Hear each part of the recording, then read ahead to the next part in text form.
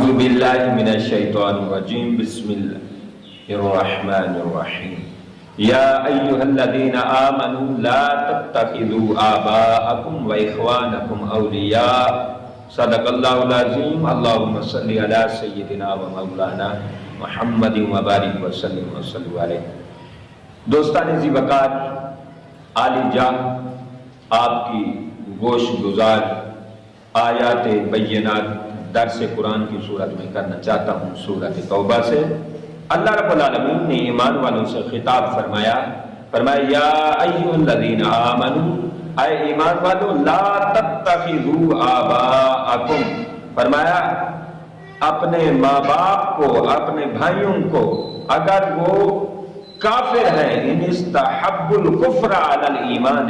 اگر وہ ایمان پر کفر کو ترجیح دیتے ہیں، کفر کو زیادہ پسندیدہ سمجھتے ہیں، اگر وہ کافر ہیں، فرمایا انہیں اولیاء،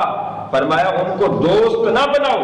چاہے تمہارے ماں باپ ہیں، چاہے تمہارے بھائی ہیں، بے شک وہ احترام کے قابل ہیں۔ اسلام احترام کا درس دیتا ہے، اسلام بلیوں کا بھی احترام کرنے کا درس دیتا ہے، لیکن یہ یاد رکھیں رب ذوالجلال نے فرمایا کہ اگر وہ کافر ہیں تو ان سے دلی دوستی نہ لگاؤ، چاہے تمہارے ماں باپ کیوں نہیں ہیں، تمہارے بھائی کیوں نہیں ہیں، سگے بھائی کیوں نہیں ہیں، فرمایا ان کو دوست نہ بناؤ۔ وَمَن يَتَوَلَّهُم مِّنكُمْ فَأُولَٰئِكَ هُمُ الظَّالِمُونَ، فرمایا اگر ان کو دوست بناؤ گے تو تم ظالم لوگ بن جاؤ گے، تم ظلم کرنے والے ہوں گے۔ لہذا پتہ چلتا ہے کافر کو کبھی دوست نہ بنائیں، چاہے وہ تمہارا بھائی کیوں نہ ہو، تمہاری ماں کیوں نہ ہو، تمہارا باپ کیوں نہ ہو، کبھی اس کو دوست نہ بنائیں۔ اب اس کی اپوزٹ تھنگ آپ دیکھیں، اپوزٹ سائیڈ،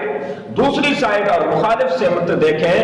اگر کافر کو دوست نہیں بنانا، چاہے وہ ماں باپ کیوں نہ ہوں، تو اگر کوئی مسلمان ہے تو اس کو دوست بناؤ، اس کے لیے پھول کی پتیاں برساؤ، اس کے لیے محبتیں نچھاور کرو، عقیدتیں نچھاور کرو، لڑائی جھگڑے سے بچو،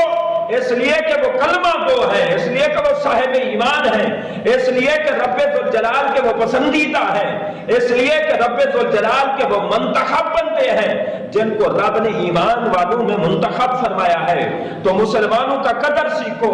اور مومنوں کا احترام سیکھو، بڑے چھوٹوں پر اپنی جانیں نچھاور کرو۔ لڑائی جھگڑا مسلمان سے کبھی بنتا ہی نہیں۔ اس قرآن کی آیت سے سمجھ آئی کافر کو کبھی دوست نہ بناؤ، مومن کو کبھی دشمن نہ بناؤ۔ اللہ رب العالمین ہمیں صحیح معنی میں قرآن کا درس اور مسلمان کا احترام نصیب فرمائے۔